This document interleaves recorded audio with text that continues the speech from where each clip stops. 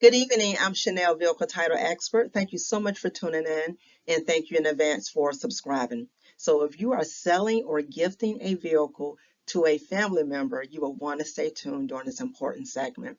A lot of times, I see family members when it comes to title matters, and they don't have the title or they don't have sufficient documentation. I guess because it's a loved one and they really believe they don't need to go through that title process. Unfortunately, this is not the case.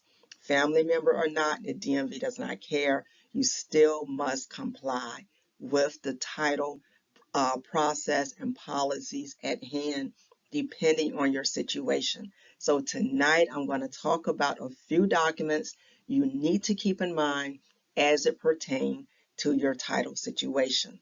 Very important. The first document is going to be that title. Okay, so let's just say you have a vehicle that you've had for a while, and you are selling the vehicle to your loved one or gifting it to your loved one, but you don't have that title. It is going to be your responsibility to go and get a duplicate title so that you can release yourself from that title and give it to your loved one.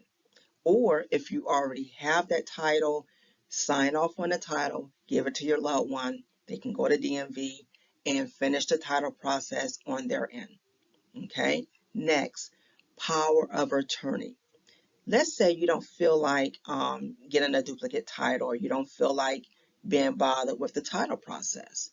You can give your loved one power of attorney pertaining to the vehicle or vehicles in question that you want them to handle. Okay. Now, I've done a video before pertaining to power of attorneys. I'm not going to really get into all the specifics tonight, but be very careful if you're giving out a power of attorney, because a lot of times power of attorneys are vehicle specific unless you're using a general power of attorney. But you can give them a POA to, get the title work done on your behalf. Okay. The next document to keep in mind is going to be a bill of sale. If you are selling a vehicle to your loved one, be sure to give them a bill of sale with the signatures from the seller and the buyer, the date in question, the amount, and the vehicle information. Next, an affidavit of gift. If you are giving a loved one a vehicle, complete an affidavit of gift acknowledging that you are gifting the vehicle to them and not selling the vehicle to them. This will be very helpful when DMV is processing the title for your loved one. Okay, now keep in mind, depending on the type of family member, the loved one may be required to pay sales tax. Okay, sales tax exemption normally is going to be from spouse to spouse, child to parent, parent to child. But aside from that, even though you're giving them an affidavit of gift, they still may be required to pay sales tax. Next, will and estate documents.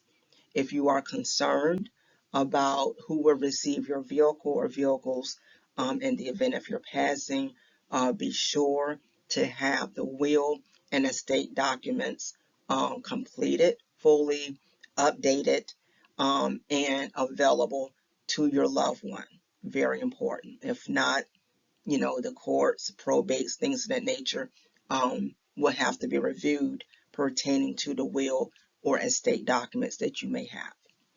And lastly, court order documents. So a court order for titles normally come about in the event the loved ones or family members cannot determine who's going to get a vehicle or vehicles, or there's an issue with the will, or a title was never established for the vehicle in question.